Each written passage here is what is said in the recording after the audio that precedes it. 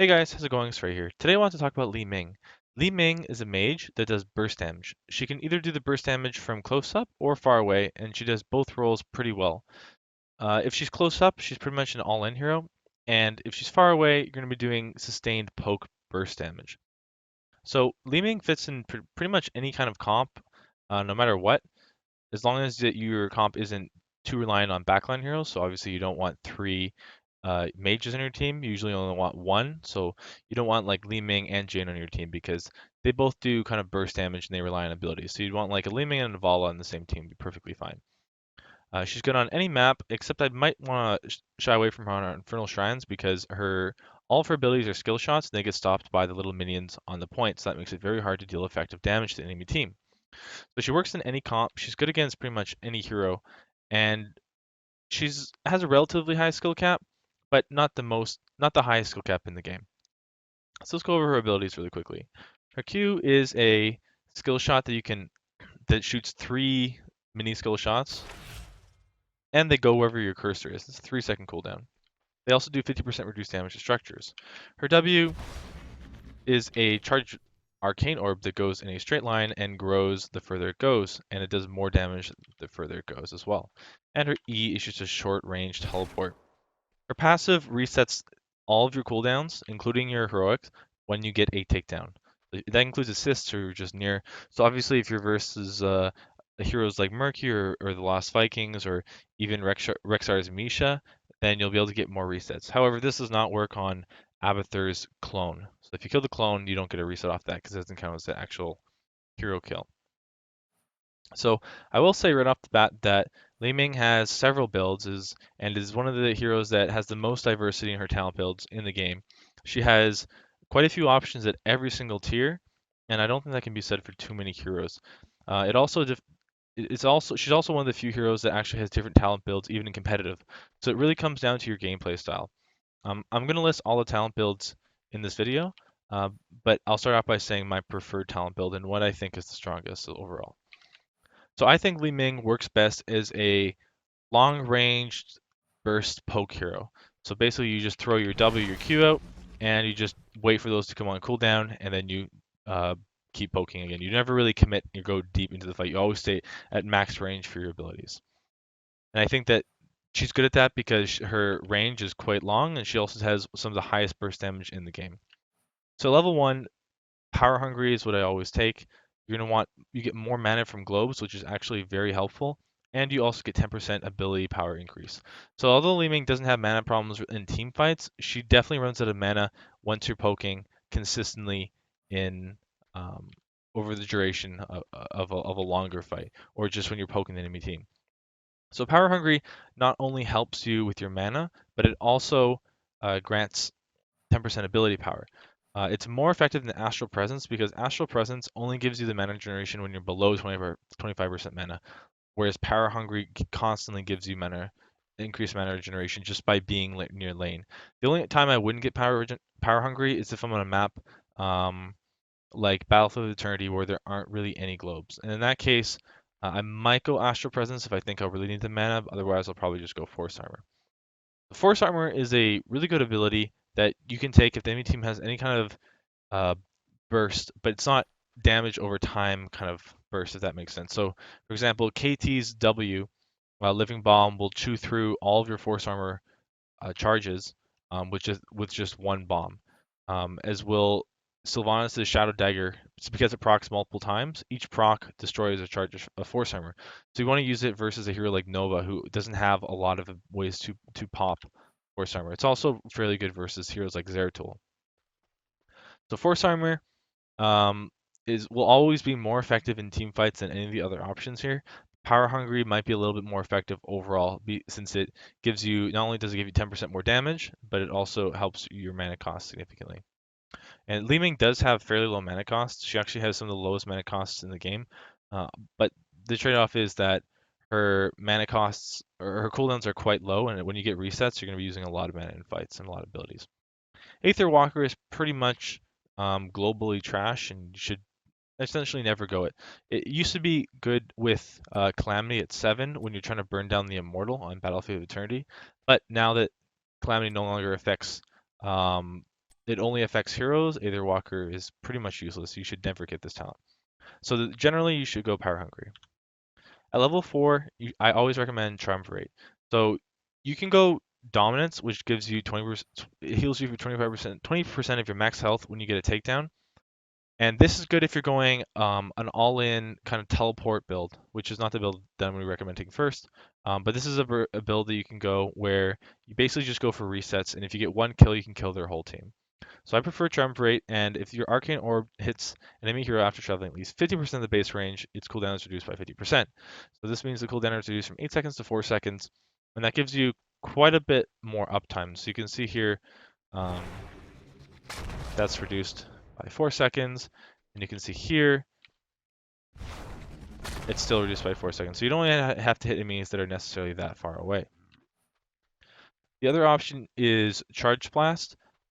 So if you hit any enemy with magic missiles, you can auto attack them and get an extra bit of damage. I think that you get more damage overall from Triumvirate, and it goes better with the poke build. So Charge Blast, you obviously have to be within range of auto attacking, and I don't like doing that with Li-Ming. I think that she's good enough to poke from afar, so I would never go Charge Blast. At level 7, Seeker is the option that you can go. You can also go Zaya's Vengeance as a poke build, but again, I don't suggest this. I think that Seeker gives you far more effective damage. So you can see that Magic Missiles does 266 per missile hit, and Seeker, if you hit all three or three or more, you get an extra 274 damage. So basically, this gives you an extra Q proc if you hit three or more, which is pretty good damage. It's increasing the damage by like roughly a third before you hit 16 and get more missiles. So I think this is actually very effective damage increase. The interesting thing to note with Zai's Vengeance is that the cooldown is reduced by 2 seconds, and Triumvirate reduces the cooldown by 50%. So if you hit a target with this, the cooldown is already reduced to 6 seconds. So you're going to get the cooldown will be reduced to 3 seconds. It won't be reduced to 2 seconds, as you might think it would be. So you don't actually get as much benefit if you go Z's Vengeance, whatever, with Triumvirate. And it's only 25% more damage, and so you're not really getting that much cooldown reduction. So I don't really like this talent. I'd rather go Seeker. And Calamity, since it no longer affects minions, I don't like going this talent at all when you're going poke build, because it doesn't give you wave clear and you have to commit to going into fight. Because it used to be that you could go Calamity even if you went poke build because it still give you really good wave clear and to make up for that. And sometimes you could go into reset. But now that you're going poke build, uh, you're never really close enough to use Calamity. Both of Li-Ming's heroics are quite good, Disintegrate and Wave of Force. Disintegrate obviously does more damage than Wave of Force, but if you're going Wave of Force, you're getting it for the utility. So knocking away enemies is clearly quite good. However, this is a heroic that, unless you're using it for specific things, so interrupting ETC's Mosh Pit, or let's say for whatever reason Gul'dan has Radiant Vengeance, or Rain of Destruction, sorry, Wave of Force is really good at interrupting things because it's basically instant cast and the area that it pushes back is quite large and it's targeted. So it's really easy to interrupt things. So Wave of Force, you're getting it purely for the utility, you're not getting it for the damage. If you want damage, Disintegrate does far more damage. I would recommend going Disintegrate pretty much every time, unless you get really good with Wave of Force and you can knock enemies into your team. It's especially good with the level 20 upgrade. But overall, Disintegrate's going to give you more value and more damage. It's also really good to help wave clear. So if I reset talents here really quick, you'll see that it can basically clear the wave for free. Well, not free, you use an ability for it, but you can easily clear waves if there's nothing else near you, especially if they're all lined up in a straight line. Note that Li-Ming's abilities also skill at 5% per level, and her basic abilities for the most part skill at 3% per level. Not really too much you can do with that information, but it's interesting to know. At level 13, Glass Cannon is the way to go. You get 15% more ability power, but you have 15% lower health. So the 15% lower health doesn't actually matter because you should never be within range for enemies to attack you anyway. So 15% plus the 10% is already giving you 25% more ability power. That's quite a lot more damage on a hero that does so much damage through her abilities. Basically, all of your damage is through abilities. So you're not really losing anything here. Cannoneer, again, you have to use your auto attack to proc it, so you're way too close to get real value. An illusionist you don't need because you're already at max range, so you don't need the increased teleport range. So glass cannon this is the build I always go every game that I'm picking Li-Ming, unless very specific circumstances, which we'll cover in a moment. So glass cannon, again, you're getting more damage from poke. Level 16, we have Fireflies and Mirror Ball, the two options. The other ones are pretty crap. So this is just more damage with your orb, but why go this when you can get more damage from your Q? And Diamond Skin gives you a shield when you teleport, which you don't need again because you're so far away from the enemies. Anyway, so most of the time you're going to get Mirror Ball. It's going to give you the maximum burst increase. So, okay, so first of all, the mana cost is pretty much irrelevant. So, but let's look at Fireflies first.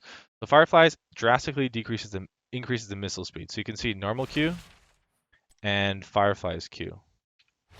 It's a lot faster. So this makes it a lot easier to hit mobile targets. So if you're against a Zeratul, if you're against a Tracer, if you're against an Illidan, if you're against any kind of hero that's going to be moving around a lot, I recommend going Fireflies over. It also reduces the cooldown by 1 second, so from 3 seconds to 2 seconds. So you get way more value out of Seeker with Fireflies than you would out of Mirror Ball because you can proc Seeker more often. So you're getting a higher DPS ratios with Firefly if you're always hitting your Qs. However, that's obviously not easy and not realistic. You're not always going to hit it, so it's not going to give you, it's not always going to give you more damage. You see, level 20 already does more than 1,200 damage, which is a huge amount for a 2 second cooldown. Or yeah, 2 second cooldown, right?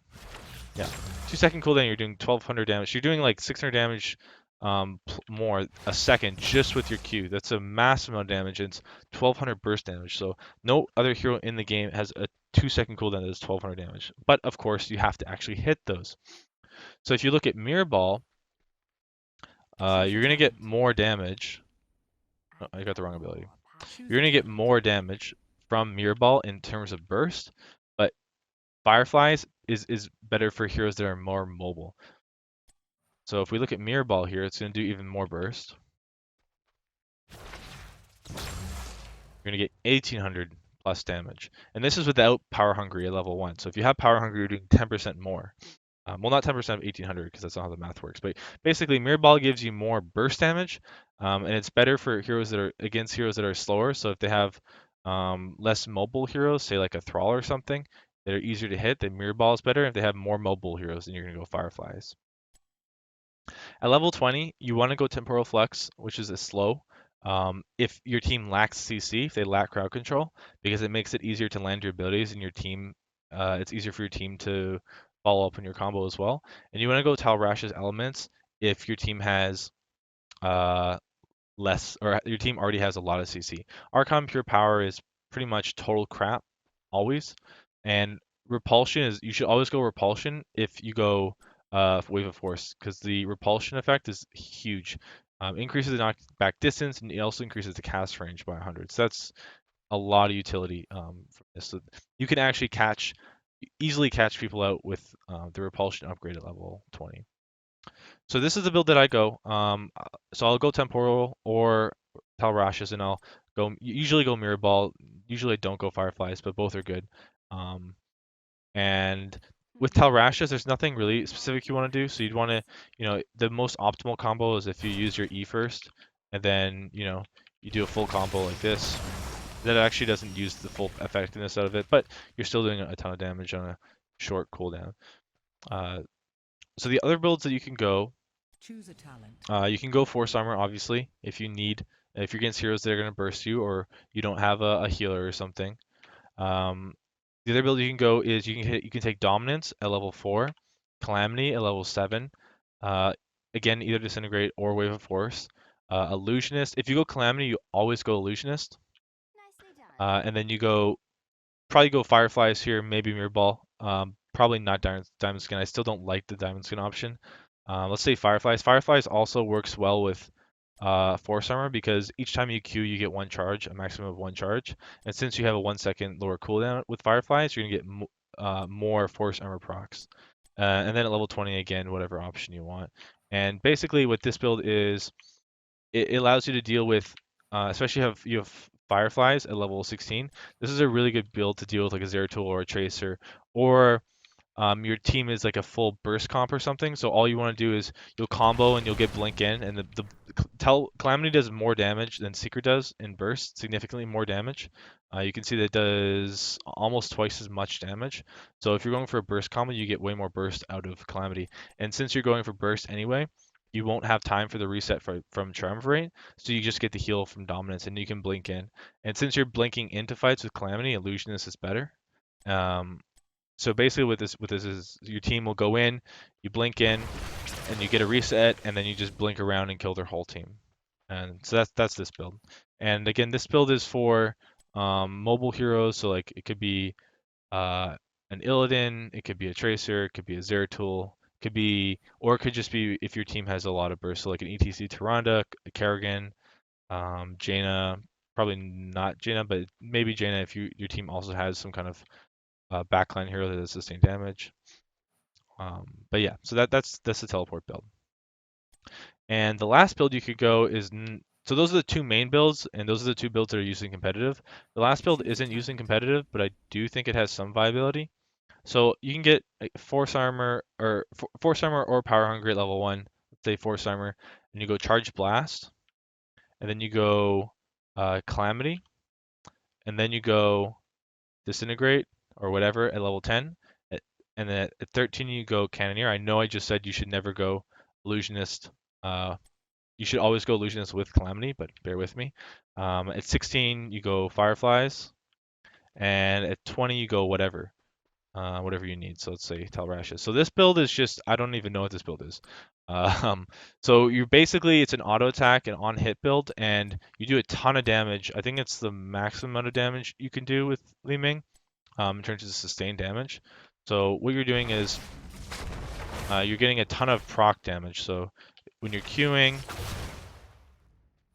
you can proc your not only do you proc Charge Blast at level 4, but you can also proc Cannoneer. So this build is even better versus like an Illidan, for example, because Illidan's evasion does not prevent any damage from Cannoneer, nor does it prevent the damage from Charge Blast, and that can make this build really, really effective at killing any kind of hero with evasion. Um, So those are the three builds. The first one, the poke build, is obviously by and large the most used. And then teleport build is kind of niche, and this build is just an insane build that I don't really think has any viability. I think that if you're going this build, you might as well probably just pick a different hero. But this is a build that you could try out in Hero League, try out in Quick Match, and let me know what you think. So I hope you enjoyed the video, guys. Until next time, I'll talk to you later.